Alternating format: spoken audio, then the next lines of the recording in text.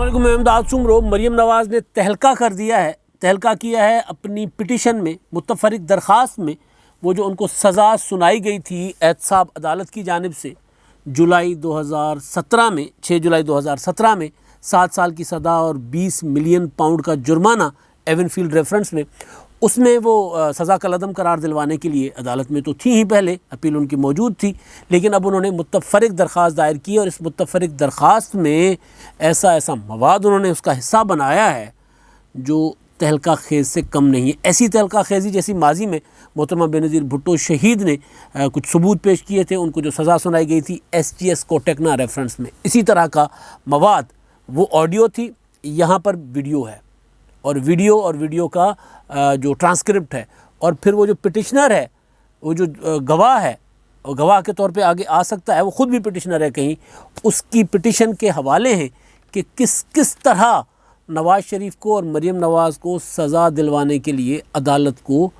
Manage کیا گیا، کس طرح عدالت، مریم نواز کے الزامات ہیں، کس طرح ججوں پر دباؤ ڈالا گیا۔ جج ارشد ملک کی ویڈیو کا حوالہ ہے، جو لاہور ہائی کورٹ کی جو ججمنٹ ہے خواجہ سعد رفیق کی ضمانت میں، نیب اور خواجہ سعد رفیق ورسز خواجہ سعد رفیق، وہ جو ضمانت کا مقدمہ تھا جس میں پولیٹیکل انجینئرنگ کا عدالت نے کہا کہ نیب کو پولیٹیکل انجینئرنگ کے لیے استعمال کیا جا رہا ہے، تو اس کو ثابت کرنے کے لیے کہ یہ سزا قانون کے تحت نہیں دی گئی تھی، یہ سزا دی گئی تھی پولیٹیکل انجینئرنگ کے لیے۔ پولیٹیکل انجینئرنگ کی بدترین مثال پاکستان کی تاریخ بھری پڑی ہوئی ہے پولیٹیکل انجینئرنگ میں، یہ بھی عدالت میں کہا گیا ہے اس پٹیشن میں، لیکن ویسے بھی پاکستان کی تاریخ پولیٹیکل انجینئرنگ کے لیے بھری ہوئی ہے۔ تو ایک تو یہ چیز ہے کہ مریم نواز صاحبہ وہ لے کر آ گئی ہیں شاہکار، جس کا انتظار تھا بڑے عرصے سے۔ مریم نواز صاحبہ کہہ رہی تھی کہ جناب میں اپنی جو چیزیں ہیں جو عدالت میں وہ ساتھ لے آؤں گی۔ ظاہر ہے وہ پولیٹیکل، کیونکہ یہ مقدمات جو ہوتے ہیں اس طرح کے، یہ ہوتے ہیں بیسیکلی قانون کی آڑ لے کر سیاسی مقدمات بنائے جاتے ہیں۔ پاکستان میں اس طرح کا کیسز چاہے کسی بھی دور میں، چاہے کسی آمریت کے دور میں ہوں، کسی سیاسی دور میں ہوں، وہ مقدمات کے پیچھے جو نیت ہوتی ہے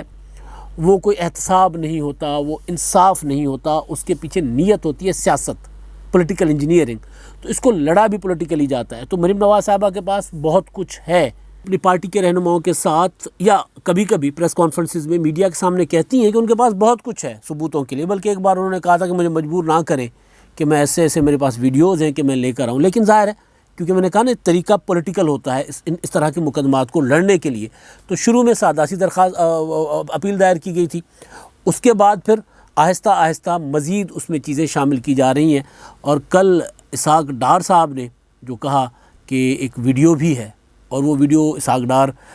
کے بقول کہ وہ بم شیل ہے، وہ ویڈیو جب آئے گی تو نہ جانے کیا ہو جائے گا۔ بہرحال تو مریم نواز صاحبہ کی جو ابھی کی پٹیشن ہے، جو آج انہوں نے متفرق درخواست جو دائر کی ہے اسلام آباد ہائی کورٹ میں،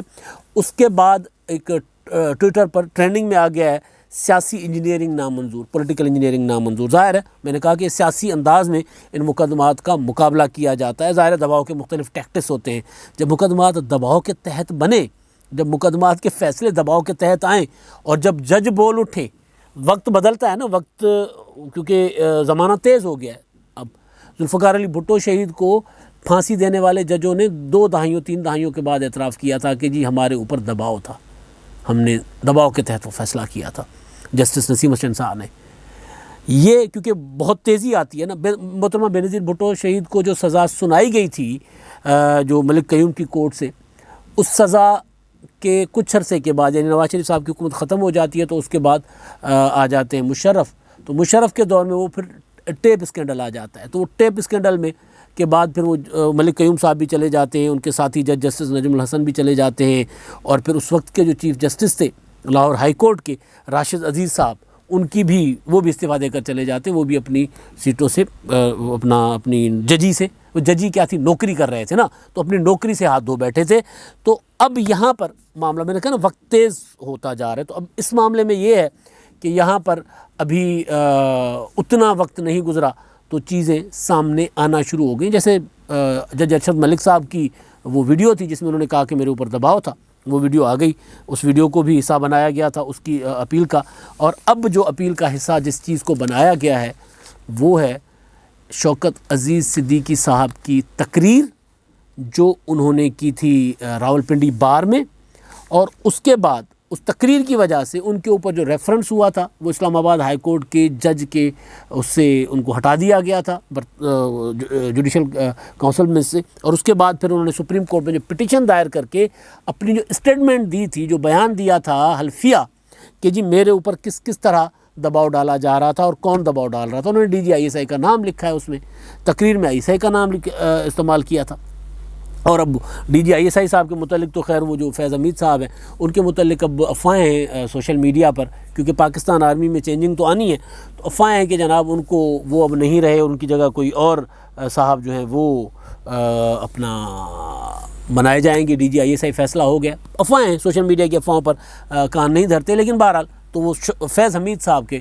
متعلق انہوں نے جو باتیں کی تھیں اپنی پٹیشن میں، جو انہوں نے دعوے کیے ہیں یا جو حلفیہ بیان دیا ہے، اس کو بھی حصہ بنایا گیا ہے مریم نواز صاحبہ کی پٹیشن میں۔ میں نے کہا نا کہ پھر وہ ثبوت، جیسے ٹیپ اسکینڈل تھا تو ادھر اب جج جو ہیں جن کو کہا جا رہا تھا بقول ان کے کہ کہا جا رہا تھا کہ جی ہم نے 2 سال محنت کی ہے، ہماری محنت ضائع نہیں جائے گی، نواز شریف صاحب کو سزا سنائے جانے سے پہلے جج صاحب کہہ رہے ہیں کہ میرے پاس آئے تھے مجھے، اور وہ یقین تھا ان کو کہ جی وہ اپنا وہ کہہ رہے تھے سزا ہوگی اور پھر اپیل کا پروسیجر ہوگا، یہ ہوگا وہ ہوگا، تو کہتے ہیں کہ جی میں تو حیران ہو گیا کہ جی ان کو پہلے کیسے پتہ ہے کہ سزا ہوگی۔ تو وہ جو جج صاحب کی جو ظاہر ہے وہ جج صاحب نہیں ہیں، اب وہ خود اپنے لیے انصاف مانگتے پھر رہے ہیں، شوکت عزیز صدیقی صاحب انہوں نے جو انکشاف کیا تھا بار میں، اور بار سے خطاب کرنا جج کا مس کنڈکٹ نہیں ہوتا، ہم نے یہ سن رکھا ہے، لیکن بہرحال وہ مس کنڈکٹ میں آ کر ان کو کر دیا گیا تھا۔ حالانکہ ہونا یہ چاہیے تھا کہ انہوں نے جن پر الزام عائد کیا تھا بطور جج ان کے خلاف تحقیقات ہونی چاہیے تھی، مگر نہیں ہو سکتی تھی، ظاہر ہے تحقیقات اگر اس طرح ہونا شروع ہو گئیں تو پھر سوچ لیں کہ کون کون سے پردہ نشین جو ہے وہ نہیں کون کون سے پردہ نشین بچیں گے، مطلب پھر نیچے سے لے کے ایک تحصیل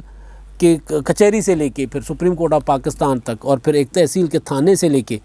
پھر نہ جانے کہاں کہاں تک، پھر تو بہت بات آگے چلی جائے گی۔ اس وجہ سے تحقیقات ہونے کے بجائے یہ ہوا کہ جس نے نشاندہی کی کہ جناب یہ ہو رہا ہے ہمارے نظام میں، ان کو ہی بھیج دیا گیا۔ تو ان کی جو پٹیشن میں جو ان کی اسٹیٹمنٹ ہے، جو انہوں نے بیان جو دیا تھا، وہ خطاب کیا تھا، اس کا حوالہ اس کو اردو میں ایز اٹ از اس کا ٹرانسکرائب کر کے اس کو رکھا گیا ہوا ہے۔ وہ کہتے ہیں کہ جی انہوں نے خطاب کیا تھا بار کو